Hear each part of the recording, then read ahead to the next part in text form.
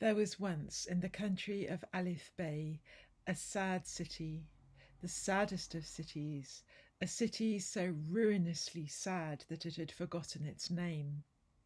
It stood by a mournful sea full of glumfish, which were so miserable to eat that they made people belch with melancholy, even though the skies were blue.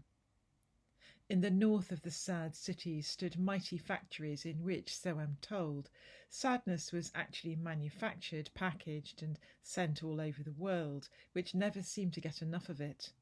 Black smoke poured out of the chimneys of the sadness factories and hung over the city like bad news.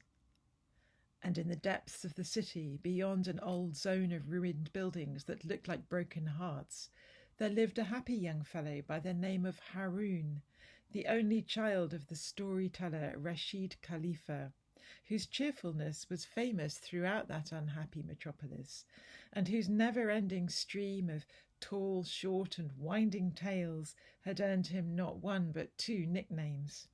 To his admirers he was Rashid, the ocean of notions, as stuffed with cheery stories as the sea was full of glumfish, but to his jealous rivals he was the Shah of Blah.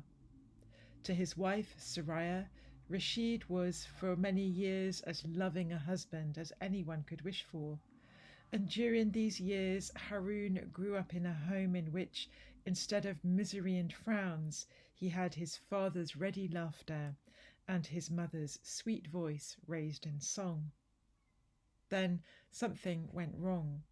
Maybe the sadness of the city finally crept in through the windows. The day Soraya stopped singing, in the middle of a line, as if someone had thrown a switch, Haround guessed there was trouble brewing, but he never suspected how much.